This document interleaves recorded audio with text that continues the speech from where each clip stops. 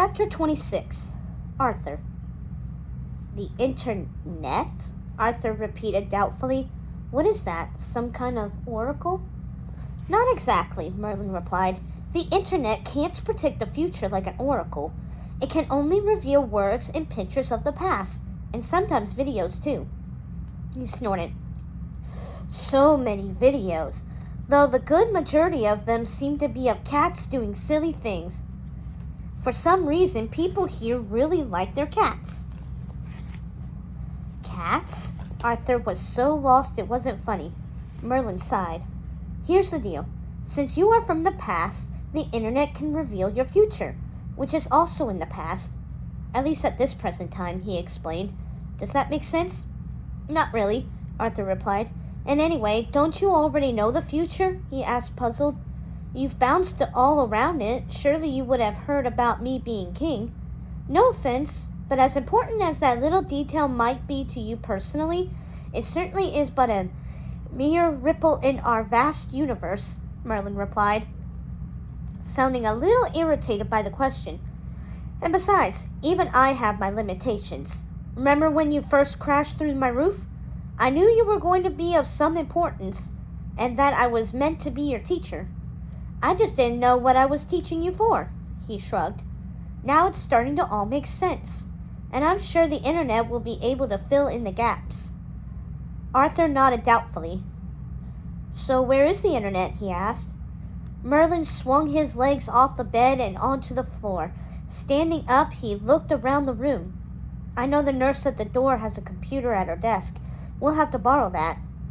He started heading towards the room's exit with purposeful steps. Merlin? Arthur ventured nervously. When the wizard turned to look at him, he gestured to the duck-covered dressing gown he wore, which was, for some unfortunate and completely inexplicable reason, wide open in the back. The wizard's cheeks turned bright pink. Oh, right. Clothes. He grabbed his wand off the table and waved it with a flourish. Bippity boppity, he chanted. Then he winked at Arthur. I learned this from a lovely fairy godmother while stuck in 1800s France. Sweet lady, really, though quite hung up on punctuality. He waved his wand. Boo! There was a sudden poof, and the wizard went up in a plume of smoke. He emerged a moment later dressed in a pair of short trousers decorated with funny-looking trees and a very brightly colored striped shirt, which didn't exactly help him fit in, but it was better than his previous attire, so Arthur decided to let it go. Now, Merlin said, turning to address Arthur, I need you to distract the nurse. Once she's gone, we'll jump on her computer and see what we can find out. Jump on it? Arthur raised an eyebrow. Won't that break it? Not literally, my boy, Merlin said with a groan. Just a figure of speech. They have a lot of those in this time period. You'll need to try to keep up. Arthur nodded dutifully. How am I supposed to distract her? He asked. Then he had an idea. What if you turn me into a mouse? Are people in the future still afraid of mice? Oddly, yes, Merlin replied. Though I've never understood why. He nodded absently. Yes, that might actually work. Good thinking, boy. He patted Arthur on the back, and Arthur couldn't help beaming from the approval. A moment later, Merlin was waving his wand in his direction. Musculus musculus Mickey Mouse, he chanted, and suddenly there was another poof of smoke. Arthur squirmed as he felt his body collapse in on itself, just as it had so many times during their lessons. And soon he was standing on his hind legs, twitching his tiny pink nose. Merlin clapped his hands in delight. Huzzah! I still have it, he declared. Now go on, boy. Do your thing. And, don't get stepped on, he added with a sheepish grin. Arthur gave him a little mouse salute. Then he skittered out of the room and down the hall. When he reached the room with the woman at the desk, he paused only a moment, then leapt up onto her lap. She looked down, her eyes bulging from her head. Boo! Arthur tried to say. It came out more like a squeak, but turned out to be still extremely effective, The woman leapt from her chair screaming, "Mouse! There's a mouse!" Arthur felt himself go flying. He hit the ground hard and saw stars. By the time he could see normally again, the woman was running from the building, slamming the door shut behind her. "Not bad," Merlin remarked, walking into the room. "Not bad at all," he grinned at Arthur. "Just like old times, am I right?" Arthur nodded, smiling through his whiskers. He had to admit it was good to have his teacher back, even if it did always end up leaving him animal-shaped. He watched as the wizard walked around the table, then huddled in front of a strange little box with a glass window out on the front. "Now, let's get to work," he said. "She'll be back in a few minutes with someone to deal with the rodent problem. We need to do this fast." He leant over and started tapping on a tray of buttons. Arthur squeaked loudly, trying to get Merlin's attention again. After all, working in a kitchen most of his life, he'd seen firsthand how mice were dealt with, and it would likely put a damper on any possible future of him as king, or anything else for that matter. Merlin looked down surprised. "Oh, right, sorry. You probably want to be human again, don't you?" He absently waved a hand in Arthur's direction. A moment later, Arthur poofed back to his old self. He let out a breath of relief, then turned his attention to Merlin's tapping on the tray of letters. "So, is that the internet?" he asked curiously, pressing his finger against the machine. "It's a computer," Merlin corrected. "You access the internet through the computer." Arthur cocked his head. "The internet is inside the computer?" "No, the internet is everywhere." "Everywhere?" Arthur looked around, feeling bewildered. "Is it invisible?" Merlin groaned. "Look, I'll be happy to give you an in-depth lesson on 21st century technology the moment we get back home. But right now, we need to concentrate on your future." "Sorry." Arthur leant over and placed his hands on the table, watching Merlin tap on the tray again. As he tapped, words appeared on the glass window in front of him. "The internet is quite miraculous," Merlin explained. "You simply type in a question, and it will spit out answers. It's as if every book in the world is inside of it, and you don't have to turn any pages to read them." "Wow," Arthur said. "That truly is magical." "Actually, it's scientific," Merlin corrected. He tapped on the buttons again, and something appeared on the glass. "King Arthur Destiny," he murmured as he tapped. The wizard hit another button, and Arthur held his breath as the words on the glass shifted. A moment later, a new page revealed itself. "What does it say?" he asked anxiously. This was it, the moment of truth. The internet was about to tell him who he really was, and once he knew, there was no going back. Suddenly, he found himself wishing Gwen was here. Whatever the answer, he knew she would find a way to make him feel better about it. Merlin cleared his throat, then started reading. Arthur was destined to become the once and future king and unite the land. Arthur's heart leapt to his throat. Merlin kept reading, but he could no longer focus on the words. Arthur was destined. "So it's true?" he breathed. "I am the destined king of England?" He couldn't believe it, but there was it, spelt out clear as day on the internet. "The internet never lies," Merlin assured him. "If it says you are the destined king, then you are the destined king." He scanned the window. His lips pursed. "And it seems you are a pretty legendary one at that. In fact, it appears you even have books and major motion pictures all about you." "What's a motion picture?" Arthur asked. "Oh, it's like television that's not broken up into parts," Merlin explained absently, still reading the window.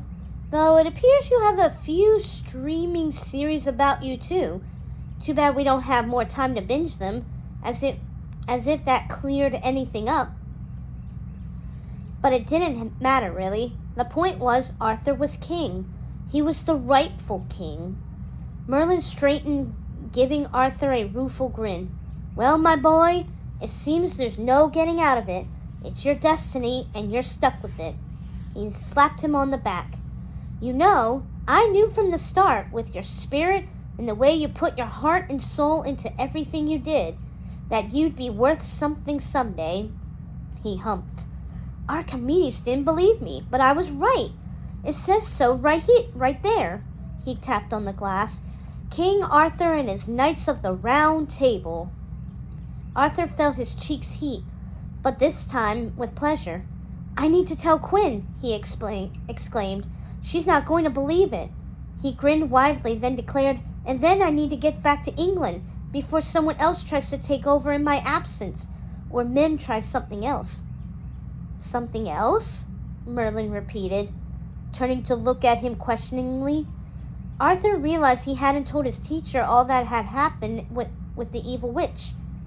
He quickly related the main points, including the disgusting slug thing, which still gave him the shivers. When he had finished, Merlin huffed angrily. Ridiculous!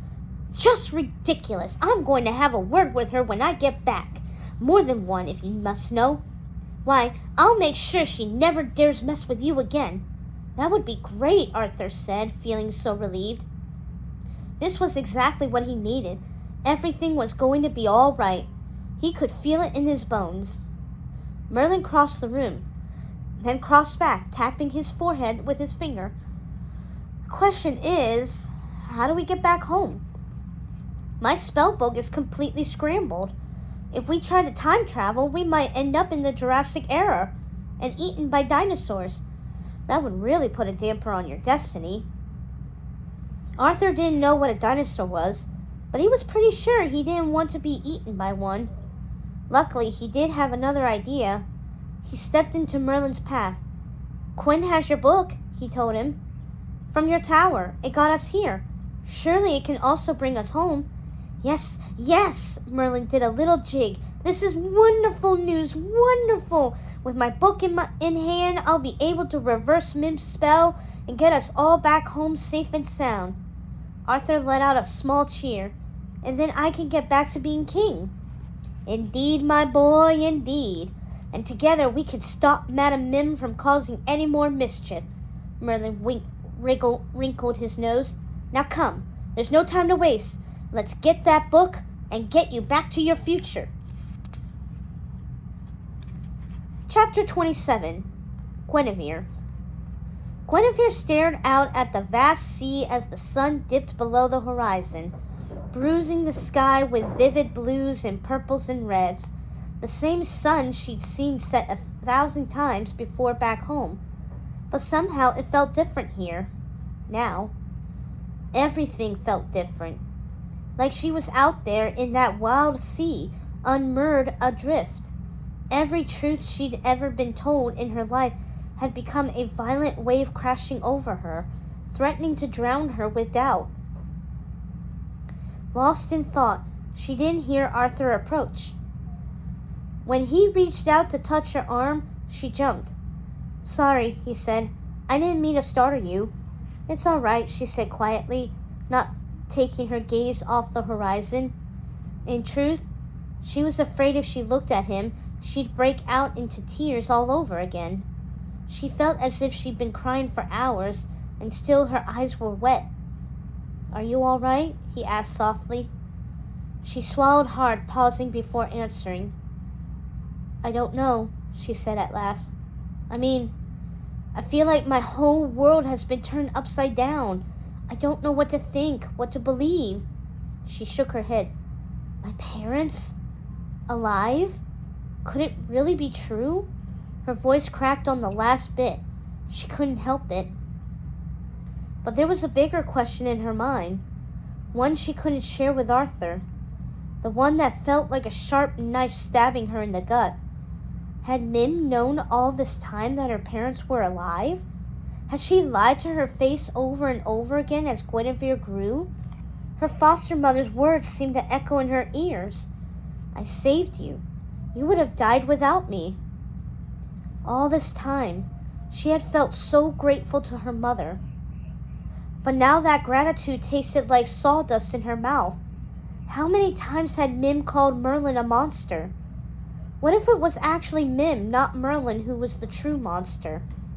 She thought about all the times they'd spent together over the years, the singing and dancing parties in their cottage, the games of cards where Mim would badly cheat and Quinn would laughingly catch her at it.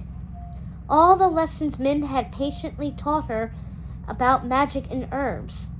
Yes, Mim had certainly enjoyed causing mischief from time to time, but could she really have gone so far as to steal away a child from her parents? It was almost too much to think about. Arthur reached out, pressing his fingers against her cheek, turning her head gently, so gently, until she was looking into his deep blue eyes. She swallowed hard, powerless to turn away. "We will find out the truth, whatever it might be," he said firmly. "Together." Her heart squeezed. A tear slipped down her cheek, but she didn't bother to swipe it away. "I would like that," she murmured. It was all she could say, but at the moment, it was enough. Arthur smiled at her. Then he turned to look out at the sea. For a moment, he said nothing. Then, "It's so pretty here," he murmured, "and so warm." It was almost as if he could sense she was at her breaking point and needed a change of subject. "Yes," she agreed, kicking off her shoes and digging her toes into the crunchy wet sand. She wondered how Merlin was doing on his spell. He'd found her earlier and taken the book from her, promising to find a spell that would get them safely back home. He said it would take a little while and that she should enjoy the beach while he worked. And so she had, even procuring a tray of those little golden sticks, which had turned out to be delicious. It's almost magical. "If only I didn't have my entire destiny and the future of England waiting for me back home," Arthur joked. "I'd stayed much longer. Maybe even learn how to stand on water, like them," he added, gesturing to the people out on the water, riding the waves on strange long boards. She turned to him surprised. "So it's true?" she asked. "You're really England's king? It wasn't a trick after all?" "I'm afraid there's no getting out of it," Arthur said, a little sheepishly. "You're going to make a great king," she blurted out, before she could stop herself. But even after she said the words, she realized she meant them. Arthur was everything a good king should be. England was lucky to have him, and Mim would just have to accept that. A sob escaped her throat as she thought of her foster mother again. Maybe Mim had also been deceived. Maybe she truly believed that she told Quinn all along, because the alternative, that she'd been the one to steal Quinn away from her own parents and had lied to her for her entire life, was too cruel to even consider. But then, what about Arthur? Merlin? Mim had been so insistent that Merlin crowned Arthur because he wanted the power for himself. But was this merely another lie? Another game? How could Quinn know for sure? It was too much to think about. Far too much. She forced herself to push it down deep inside to deal with later once their immediate problems were solved. When she arrived back home, she would go straight to her mother and demand to know everything. The whole truth this time. No more lies, no more deception, and if her mother wouldn't agree to this, then Quinn would leave. She would find her true parents. If they were indeed alive, she would start a new life. She realized Arthur was still watching her. "I don't like seeing you so sad, Quinn," he said. "I wish there was something I could do, or say, or..." On impulse, she reached down and slipped her hands into his. His skin was warm and slightly rough at the fingertips, but his hands were strong as they clasped her own. "You're here," she told him. "That's all that matters." "I don't think I've thanked you yet," he said softly. "I mean, definitely not enough. You saved my life. You helped me rescue Merlin. I don't know what I would have done without you." He paused. "I'm lucky to have met you, Quinn." Guinevere couldn't help a small flinch at his words, at the grateful look radiating from his eyes, a look she didn't deserve. If only he knew the truth, that their meeting was not the accident he thought it to be, that she'd purposely befriended him with the intent to bring him down, to destroy his life and his rule. The thought tore at her heart. She hadn't known Arthur long, but in the short time they'd been together, he'd become a true friend in every sense of the word. A friend like she'd never had before, a friend like she'd probably never have again, which meant she could never tell him the truth. He could never know that she'd once intended to do. And from now on, she'd be the best friend a person could be. She would support him, stay loyal and true. And if anyone ever tried to hurt him again, she would be the first to stop them. She felt his eyes on her, and she lifted her head again. He was staring at her, his hand still clasped in hers. Her breath caught in her throat as he reached up, brushing a lock of hair from her eyes. "Guinevere," he whispered. And that was enough. Their lips came together, soft, sweet, a little clumsy too. But that was to be expected. Neither one of them had much experience in the act. Guinevere felt her knees weaken. She started to sway, but Arthur held her up, his strong hands clasping her at the waist. "Arthur," she murmured. "Oh, Arthur. Arthur, where are you, boy?" They broke apart, stumbling backwards to put distance between them as Merlin stomped down the beach, carrying his bag. He was dressed once more in the blue robes Arthur had described, though he seemed to have forgotten to remove his sunglasses, even though the sun now dipped below the horizon. He stumbled on a small rock and fell face first into the sand. "Ah!" he grumped as he tried to climb back to his feet. "Who turned out the lights?" Arthur laughed and ran over to his teacher to take the sunglasses from his face and pocket them. Merlin looked around and huffed loudly. "That's better," he remarked. Then he turned to the two of them, glaring with suspicion in his eyes. "Am I interrupting something?" he asked. "No," they both blurted out at once, then looked at one another awkwardly. Merlin rolled his eyes. "You two are as bad as those silly squirrels," he muttered. Then he shook his head. "Now let's get going. The past won't save itself, you know." Chapter 28. Arthur. It was raining when Arthur, Guinevere, and Merlin time-traveled back to Merlin's tower. They realized this immediately, since the ceiling had so many leaks in it, and all the buckets Merlin had placed to catch the water had long overflowed and flooded the floor. It took but a moment for them to be thoroughly drenched. "Oh dear," Merlin exclaimed, looking over all his sobbing wet books. "Thank goodness these are magically protected, or else we'd have a disaster on our hands." I miss Bermuda already," Arthur moaned, looking down at his 21st century garments. They were so comfortable, even when wet. He dreaded having to change back into his royal robes. "Still, I'm glad the spell worked," Guinevere remarked, looking around the room. "I was half afraid we'd be stuck in the future forever," she grimaced. "Not that it wasn't a nice place and all, but we have things to do." She stared out the window, wringing her hands. Arthur wondered if she was thinking about her parents and how to find them.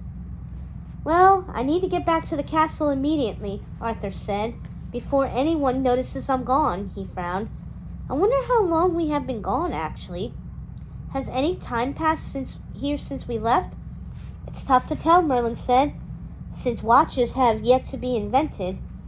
He walked over to the window and peered outside, but from the buds on the trees and the birds chirping, I'd say it's nearly spring. "Nearly spring!" Arthur exclaimed. "But we left in the winter. It wasn't even a month after Christmas." "Oh dear," Merlin said. Perhaps my spellcasting is still a bit off. We need to get back to the castle, Arthur cried, his heart pounding. They must be frantic, wondering where I've been. He swallowed hard, a horrible thought occurring to him. What if they think I'm dead? What if they've already selected a new king? Merlin looked at him solemnly. That would be very bad, he said. The number one thing to avoid when time traveling is accidentally changing history. If you're no longer king, like you're meant to be, the future as we know it could spiral off into an alternate reality, meaning everything that is meant to be may no longer be. He paced the room, his steps eating up the distance between walls. Oh dear, this is all my fault. You should have just left me to rot in the future. It would have been better for everyone. I never do that, Arthur said vehemently. You're too important to me. I'm glad we rescued you, and I'm sure we can sort everything out. We just need to get back to the castle, quickly. And we shall, Merlin agreed. Just let me get packed first. Won't take a second. Arthur opened his mouth to tell the wizard they didn't have time for packing. But before he could get a word out, Merlin waved his wand, and the books around them came to life once again.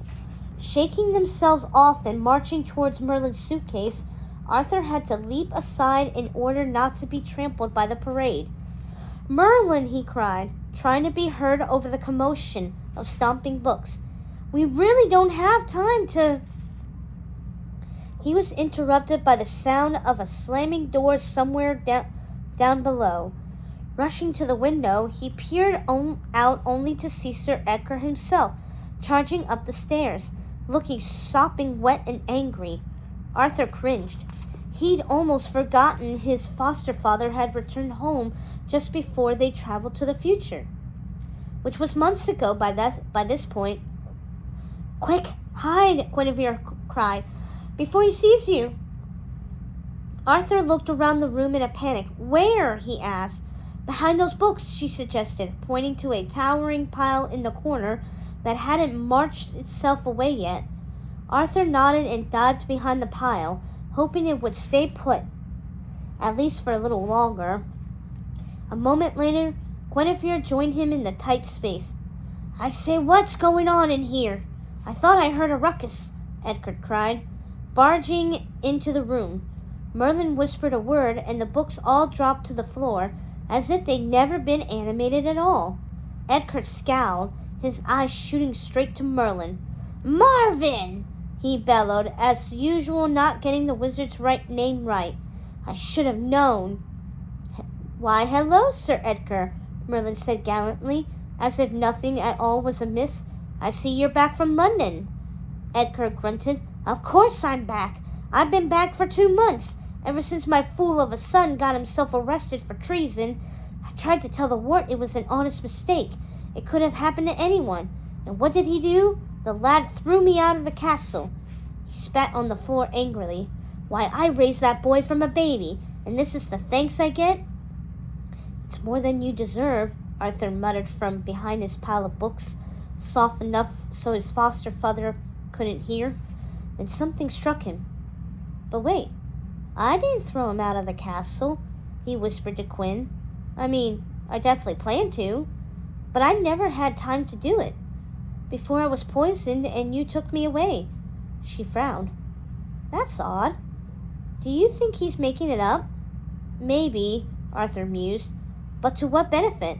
I mean, why would Merlin care? Guinevere shrugged, and they turned back to the conversation. Merlin was patting Edgar on the back with a comforting hand. I'm so sorry you've had such rotten luck, he was telling the Lord, and I have no interest in adding to it now, so I'll just pick up my things and take my leave. I'll be out of your hair in no time at all. Edgar looked around the messy room, clearly dubious about the estimated time of departure. Using magic, of course, Merlin amended quickly. Oh, Edgar scowled. Well, I suppose that's all right then. Though perhaps before you take your leave, might you have a look at Kay? The boy hasn't been right in the head since the wart freed him from prison. Not that he was a scholar to begin with, mind you. but now he seems downright dazed and confused. He keeps babbling about wart not actually being wart, which of course doesn't make any sense. I'm thinking perhaps he got hit on the head a bit too hard during the fight, Edgar frowned. Though I don't remember him actually getting hit at all, now that I think about it. In fact, I still don't understand how he lost to begin with. He was doing so well. Arthur frowned.